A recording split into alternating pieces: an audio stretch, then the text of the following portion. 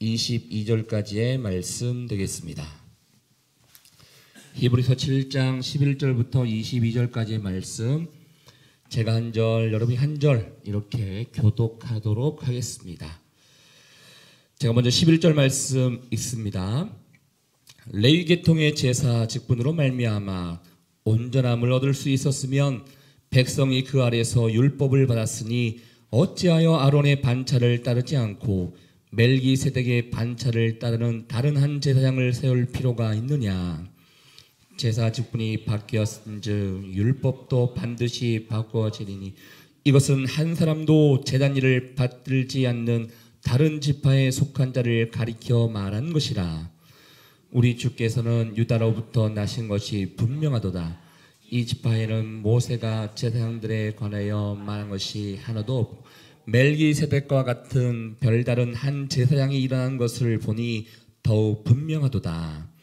그는 육신에 속한 한 계명의 법을 따르지 아니하고 오직 불멸의 생명의 능력을 따라 되었으니 증언하기를 내가 영원히 멜기세덱의 반차를 따르는 제사장이라 하였도다. 전에 있던 계명은 연약하고 무익함으로 패하고 율법은 아무것도 온전하게 못할지라. 이에 더 좋은 소망이 생기니 이것으로 우리가 하나님께 가까이 가느니라. 또 예수께서 제사장이 되신 것은 맹세 없이 된 것이 아니니 그들은 맹세 없이 제사장이 되었을 때 오직 예수는 자기에게 말씀하신 이로 말미암아 맹세로 되신 것이라. 주께서 맹세하시고 뉘우치지 아니하시리니 내가 영원히 제사장이라 하셨도다. 이와 같이 예수는 더 좋은 언약의 보증이 되셨느니라. 아멘. 온전함이라는 말씀 제목으로 라인성 목사님께서 말씀 선포해 주시겠습니다. 할렐루야. 이 시간 살아계신 우리 아버지를 찬양합니다. 아멘. 여러분 행복하십시오. 성령 충만하십시오. 히브리서를 큐티하기가 그리 쉽지는 않습니다. 그런데 히브리서는 로마서와 견주어도 손색 없는 복음을 담고 있습니다. 굉장히 중요한 책입니다. 우리가 한 절 한 절 좀 딱딱하게 보일지 모르겠지만 말씀 묵상하며 나아갈 때에 아주 강력한 은혜가 임할 줄 믿습니다. 오늘 말씀 11절 우리 함께 읽겠습니다. 11절 시작. 레위 계통의 제사 직분으로 말미암아 온전함을 얻을 수 있었으면 백성이 그 아래에서 율법을 받았으니 어찌하여 아론의 반차를 따르지 않고 멜기세덱의 반차를 따르는 다른 한 제사장을 세울 필요가 있느냐. 보면 온전함이라는 말이 나옵니다. 온전함을 얻는다라고 표현하고 있죠. 온전함은 하나님께서 원하시는 것입니다. 하나님께서 원하시는 것은 우리의 온전함이다.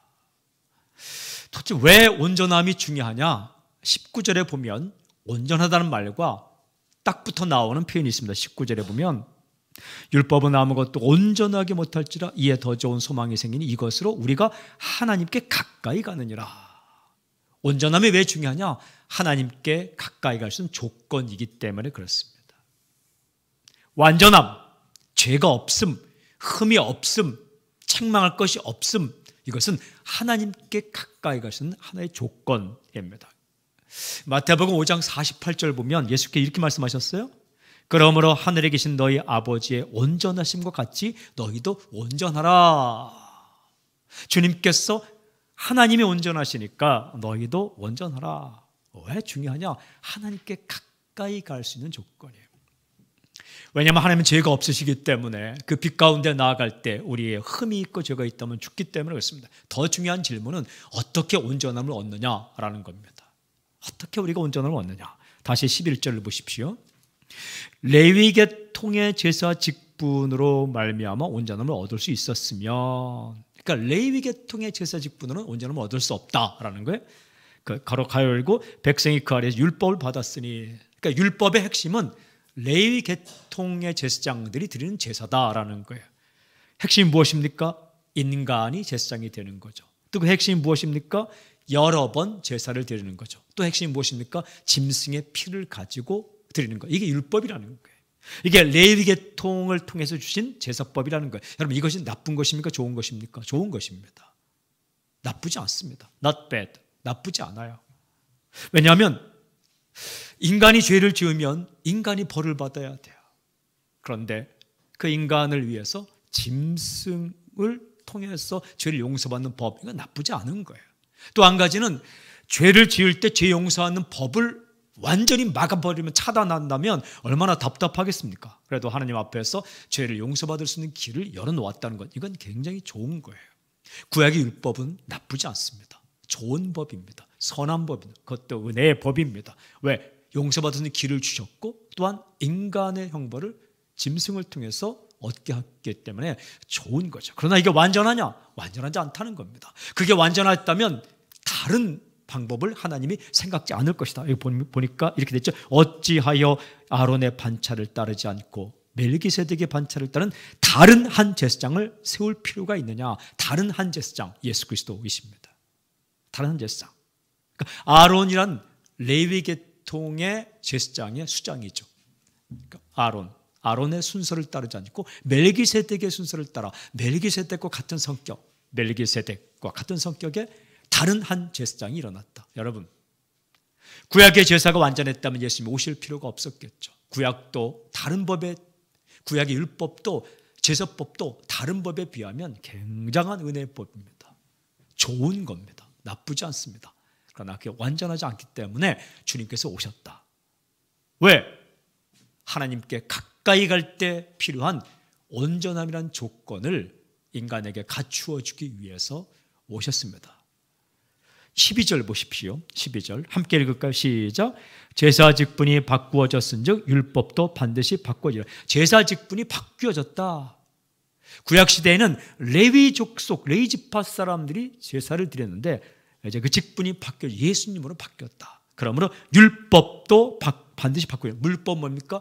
하나님께 죄를 용서받는 법, 이 율법도 바꾸어지리라. 짐승을 통한 제사법이 율법이었다면 예수 그리스도의 피를 통한 제사법이 새로운 법이다라는 거예요. 여러 번 드리는 것이 구약의 율법이라면 단 한 번, once for all, 완전한 제사를 드린 예수님, 그걸 믿음으로 드리는 법이 새로운 법이다라는 겁니다. 인간이 중간에 있는 법이 구약의 율법이라면 예수 그리스도가 중보자로 있는 이 법이 새로운 법이다. 율법도 바뀌었다. 근데 이 바뀐 것을 모르고 우리 크리스찬들 이렇게 주님을 믿는다 하면서도 옛 법을 가지고 자꾸 죽게 나가려는 사람들이 있어요. 여러분, 법이 바뀌었습니다. 법이 바뀌었어요. 이게 옛날 법을 가지고 자꾸 따지면 안 됩니다. 이렇게 글을 쓰다 보면 어떤 분이 맞춤법을 따질 때가 있어요. 옛날 법을 가지고. 이 맞춤법이 바뀌어 갑니다. 이렇게 맞춤법이 바뀌어가요. 구원의 법이 바뀌었습니다. 생명의 법이 바뀌었어요. 온전함을 얻을 수 있는 법이 바뀌었어요. 제사 직분도 바뀌었고 율법도 바뀌었다라는 거예요. 13절 함께 읽겠습니다. 13절 시작. 이것은 한 사람도 제단 예를 받들지 않는 다른 지파에 속한 자를 가리켜 말한 것이라. 다른 지파에 속한 자, 여러분 제사장들은 어느 지파에 속해 있습니까? 레위 지파에 속해 있습니다. 그런데 이 예수님은 레위 지파에 속해 있지 않다, 다른 지파에 속해 있다라고 말씀하십니다. 14절 보세요. 14절 함께 시작. 우리 주께서는 유다로부터 나신 것이 분명하도다. 이 지파에는 모세가 제사장들에 관하여 말한 것이 하나도 없고. 예수님은 레위 지파 인간 제사장들의 계율을 따라 오신 것이 아니라 족보도 없고 생명도 없고 끝도 없는 멜기세덱의 반차를 그 질서를 따르는 것처럼 다른 길을 통해 왔다. 그 지파가 유다 지파. 예수님은 유다 지파에 속해 있죠. 이 모세를 통해라는 것은 신명기 33장 보면 모세의 축복문이 나옵니다. 그러면 지파별로 축복을 합니다. 32장에는 모세의 노래, 아주 은혜로운 모세의 노래가 32장에 나옵니다. 그리고 33장에는 모세의 축복이 나오는데 그 보면 7절에 유다 지파를 향한 축복이 나옵니다.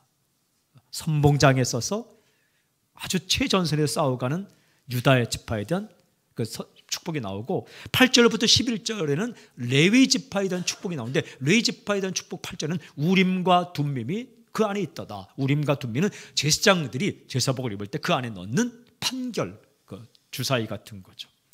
그러니까 레위 지파는 제사장의 축복을 받습니다. 근데 유다 지파는 가장 선봉적인 용맹한 지파, 그 유다의 뿌리에서 메시아가 나오죠. 모세의 축복에는 없지만 그 유다의 지파, 유다 지파에서 이 메시아가 나오는 거죠. 요한계시록에 가면 유다 지파의 한 뿌리가 사탄을 이겼다라는 표현이 나오는데 유다 지파의 한 뿌리 하면 이스라엘 백성들은 메시아 생각하는 거죠. 그러니까 완전히 새로운 분이 나타나셨다. 그분이 예수 그리스도이십니다. 왜 나타나셨는가? 인간에게 온전함을 주기 위해. 왜 온전함을 주시는가? 하나님께 가까이 갈 수 있도록, 하나님께 나아갈 수 있도록. 이게 사는 길입니다. 온전함이 사는 길이요, 하나님께 가까이 가는 것이 사는 길입니다. 예수님은 우리를 살려주기 위해서 하나님 앞에 서도 죽지 않도록. 여러분, 온전함이 얼마나 중요하냐면 하나님 앞에 섰을 때 우리 죄가 털리면, 죄가 나타나면 그냥 죽습니다. 그런데 그 죄를 다 가려주시고 주 앞에 섰을 때에 하나님께서 너는 온전하다, You are perfect, 너는 올바르다, 너는 의롭다, You are right, 이런 판결을 받을 수 있게끔 예수님께서, 구약의 제사장들이 피를 통해서 인간의 죄를 좀 씻었다면 예수님께서 그 자신이 흘린 피를 가지고 막아서기 위해서 주님이 오셨다는 거예요. 이 방법밖에 없다는 거예요. 이게 완전히 새로운 방법이고 이것이 바로 더 좋은, 비교 불가한 인간이 온전함을 얻는 길이다 라고 말씀하시죠. 조금 더 봅시다. 15절 보세요. 15절 함께 읽을까요? 시작. 멜기세덱과 같은 별다른 한 제사장이 일어난 것을 보니 더욱 분명하도다. 멜기세덱과 같은이라는 것은 성격이 같다라는 거죠. 성격이 같다. 이건 어제 큐티했죠. 별다른 한 제사장, 별다른 한 제사장이라는 것은 구약의 제사장들과는 비교가 안 되는 차원이 다른 그런 제사장이 나타나셨다. 여러분, 구약의 제사장을 통한 제사법은 옛 언약이에요. 예수님은 새 언약입니다. 어떻게 다르냐? 어떻게 별다르냐? 헤테로스. 어떻게 완전히 다르냐? 그것은 구약의 언약은 인간을 제사장으로 세웠습니다. 그러나 새 언약은 아들을 제사장으로 세웠습니다. 아들 예수 그리스도. 구약의 대제사장, 그 제사장은 그러니까 모세의 율법을 따라서, 피의 율법을 따라 제사를 드립니다. 그런데 예수 그리스도 새 언약은 맹세를 통해 예수를 세웠다. 좀 이따 나옵니다. 그리고 이 구약의 이 제사법은 육신의 법인데 새 언약은 생명의 법이다라고 계속 이야기합니다. 구약의 제사장은 레위 지파를 통해 왔는데 새 언약은 유다 지파를 통해 왔다라는 말씀을 계속해서 말씀하십니다. 여러분 16절 보세요. 잘 보세요. 그는 육신에 속한 한 계명의 법을 따르지 아니하고 오직 불멸의 생명의 능력을 따라 되었으니. 그러니까 레위 지파를 통한 구약의 법은 육신의 법이다. 인간이 한다는 거예요. 그런데 예수님은 생명의 능력을 따라 왔다. 그 안에 생명의 능력을 가지고 오셨다. 왜 그렇습니까? 그분은 하나님의 아들이기 때문에 그렇습니다. 이제 내일 큐티 28절에 오면 아들이기 때문에 아들로 오셨다라는 거예요. 인간 레위 지파의 제사장들이 그 육신 속해 있으면서 그 인간이 드린 제사법이 아니라 아들 예수 그리스도, 생명의 능력을 가진 예수님이 아예 제사장 오셨고 그 아들을 주셨다는 거예요. 여러분 17절 증언하기를 내가 영원히 멜기세덱의 반차를 따른 제사장이라 하여도다. 동그라미 영원히. 인간이 드리는 제사와 인간 제사장들은 여러 번 해야 돼요. 여러 번. 영원하지 않아요. 순간적이에요. 그러나 예수님은 영원하다. 영원은 한 번이에요. Once for all. 영원히 한 번에 죄의 문제를 해결하셨어요. 예수님께서 십자가에 달려 죽으심으로 영원히 한 번에 다 해결하셨어요. 그 이야기를 이 뒤에 정말 정확하게 말씀하십니다. 여러분 18절. 전에 있던 계명은 연약하고 무익함으로 폐하고, 할렐루야. 인간이 제사를 드리면서 그 하나님의 온전함을, 의롭다 하심을 인정을 받는 법은 폐해졌다. 그러므로 여러분 제사 드릴 필요가 없습니다. 예배는 제사가 아닙니다. 우리가 하나님 앞에 의롭다함을 얻기 위해 제사 드린 게 예배가 아니에요. 우리가 하나님 앞에 온전함을 얻기 위해 제사 드린 게 예배가 아니에요. 감사의 표현이 예배예요. 그러니까 내가 무엇을 해서 온전함을 얻는 이 법은 폐해졌다. 인간의 모든 자력 종교, 자신의 힘으로 하나님의 인정을 받고자 하는 모든 자력 종교는 옛법입니다. 옛날 법이에요. 폐해졌다. 그것 가지고 하나님 앞에 나아가면 절대로 온전함을 얻을 수 없다. 의롭다 하심을 얻을 수 없다라고 말씀. 연약하고 무익하기 때문에 폐해졌다. 왜 하나님께서 그걸 폐했는가? 연약하기 때문에, 무익하기 때문에. 인간이 그 법으로 하나님 앞에 의롭다함을 얻을 수 없어요. 어떤 인간이 자신의 의로움으로 하나님 앞에 의롭다함을 얻을 수 있겠습니까? 인간은 모두 죄인이기 때문에 얻을 수 없다. 무익해요. 연약해요. 효력이 없어요. 그래서 어떻게 하셨습니까? 하나님은 자기 아들을 이 땅에 보내셔서 한 새로운 법을 세웠는데 이게 유익합니다. 인간에게 유익합니다. 이거는 연약하지 않습니다. 완전합니다. 왜 완전하냐? 19절 보십시오. 19절 함께 시작. 율법은 아무것도 온전하게 못할지라 이에 더 좋은 소망이 생기니 이것으로 우리가 하나님께 가까이 가느니라. 구약의 율법은 아무것도 온전하게 할 수 없다. 이제 이에 더 좋은 소망이 생기. 더 좋은 소망은 예수 그리스도이십니다. 이것으로, 이분으로 말미암아 우리가 하나님께 가까이 가느니라. 할렐루야. 하나님께 가까이 가도 죽을 수 없는 방법이 생겼습니다. 예수 그리스도. 하나님께 가까이 가면 하나님께서 우리의 모든 기도를 들으시는 그 길이 생겼습니다. 그분이 바로 예수 그리스도.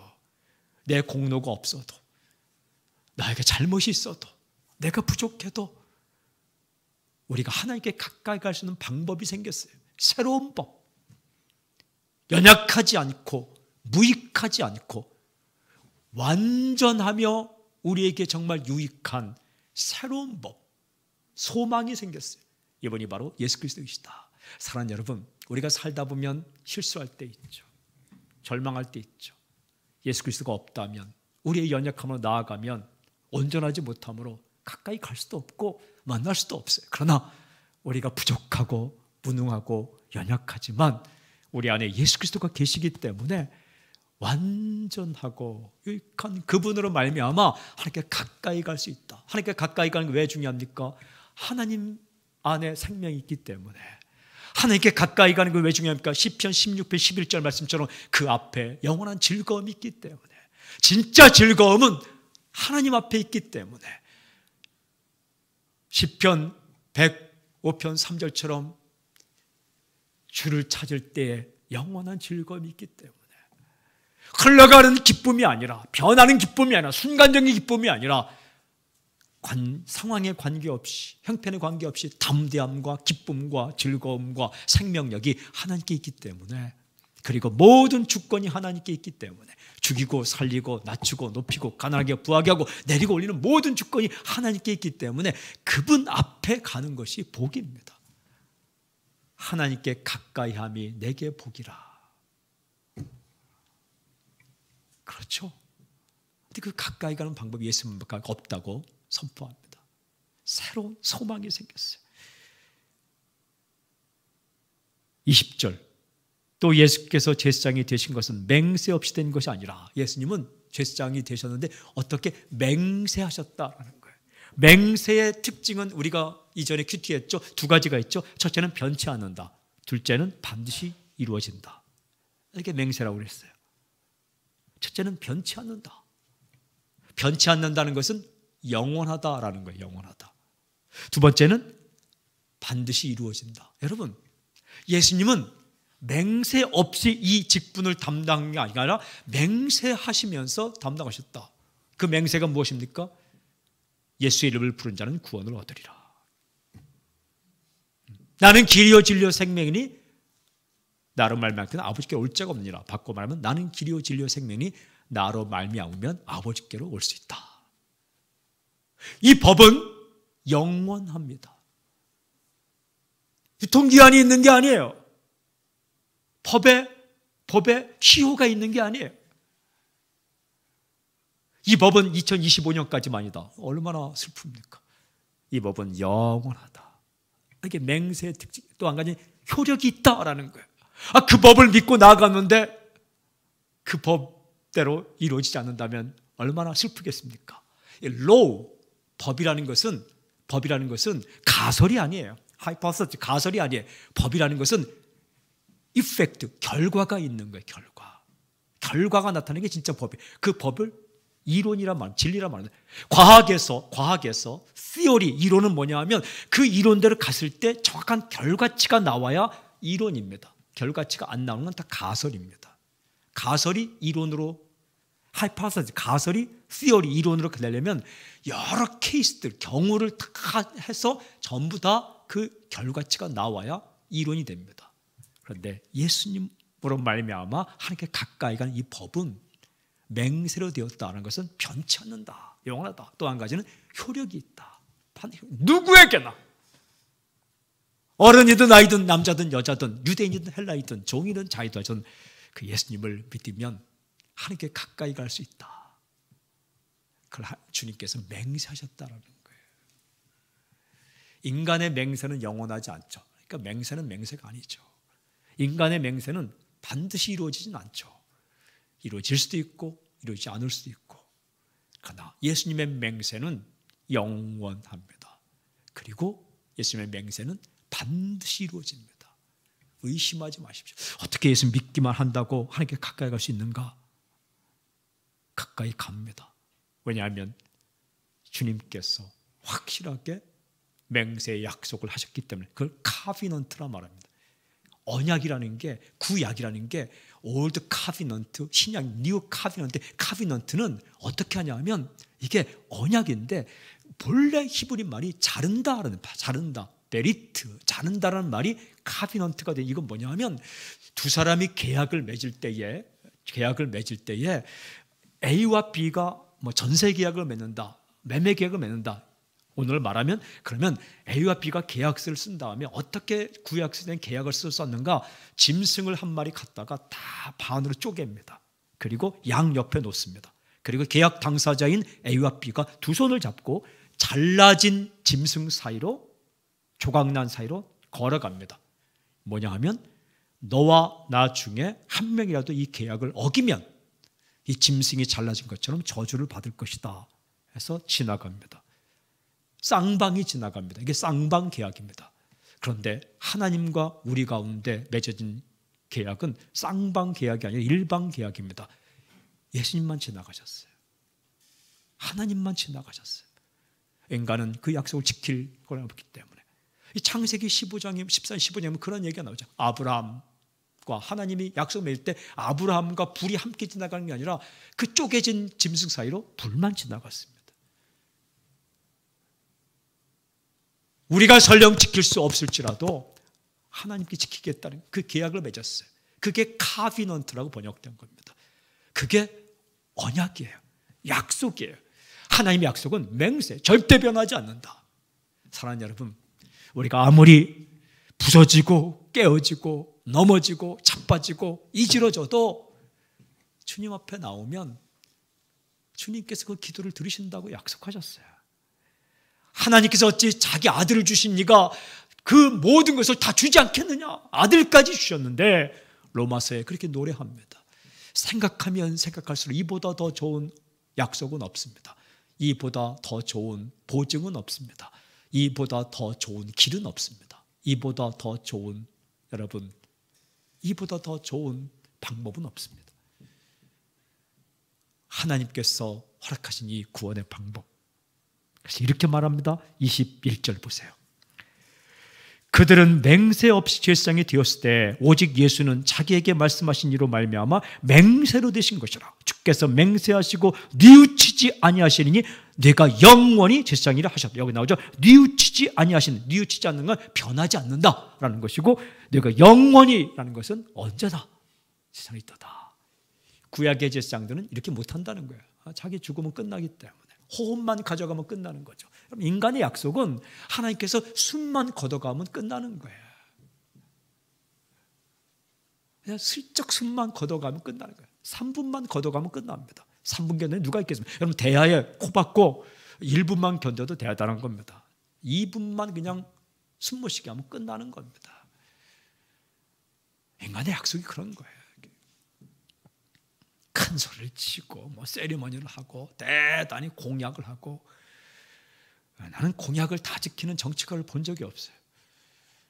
지키고 싶어도 참모들 때문에 못 지키는 거고, 지키기 싶어도 한 4년 5년 끝나면 못 지키는 거고, 지키고 싶어도 마음 변하면 못 지키는 거고, 지키고 싶어도 죽으면 끝나는 거고, 가장 중요한 죽으면 끝나는 거예요.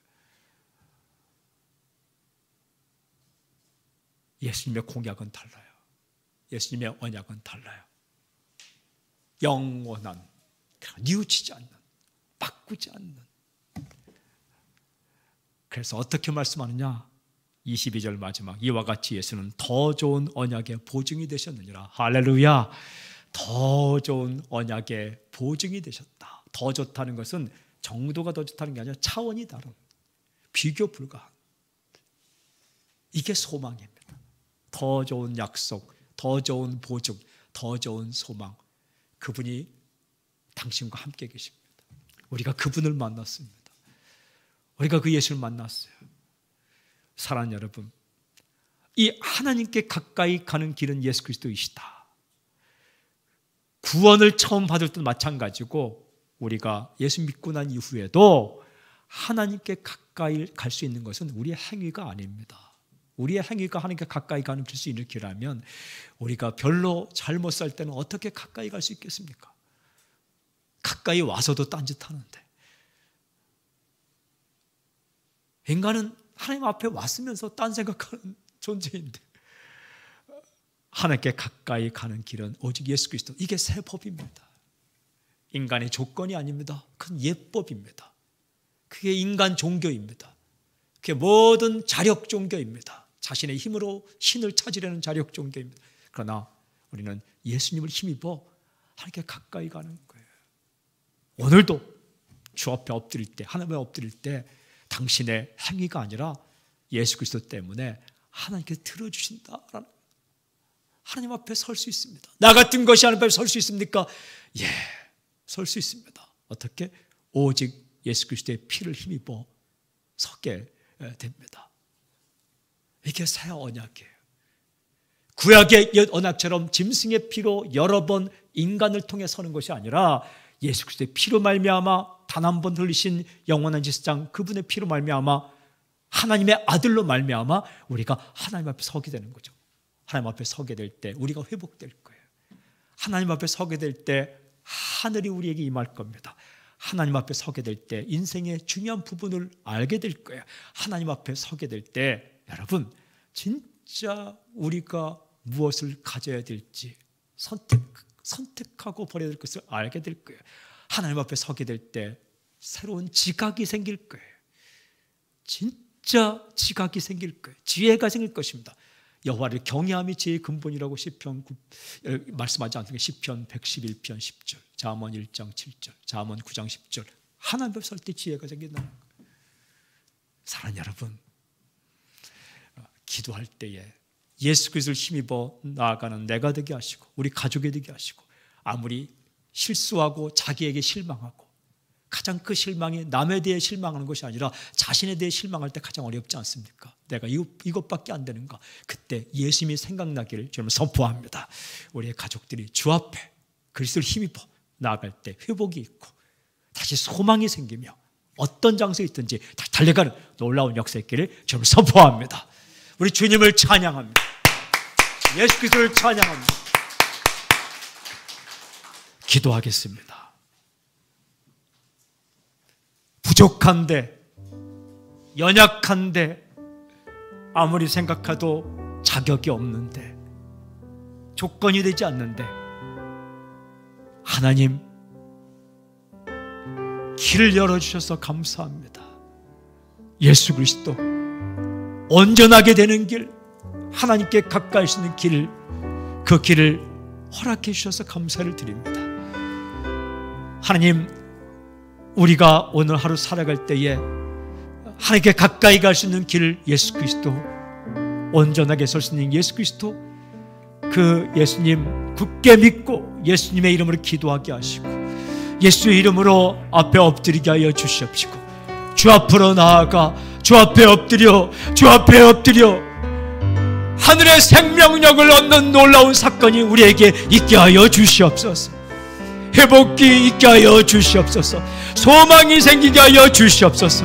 하나님, 우리의 가족 가운데, 하나님, 우리의 가족 가운데 낙망하고 절망한 사람이 있다면 예수님 안에서 하나님 앞에 나아감으로 말미암아 다시 희망, 다시 시작, 다시 소망, 다시 담대함, 다시 헌신, 다시 충성, 다시 온유, 다시 평화, 다시 사랑하는 놀라운 사건이 있게 해 주시옵소서.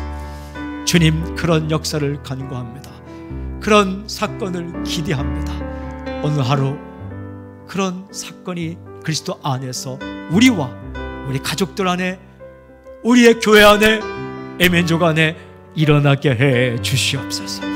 예수님의 이름으로 기도하오며 지금 이 시간 우리 예수 그리스도의 은혜와 하나님의 사랑과 성령님의 교통하심과 역사하심이 이 자리에 있는 하나님의 사람들 위해, 흩어져 있는 모든 우리의 식구들 위해 지금부터 영원토록 함께하기를 간절히 축원하옵나이다. 아멘, 아멘, 아멘.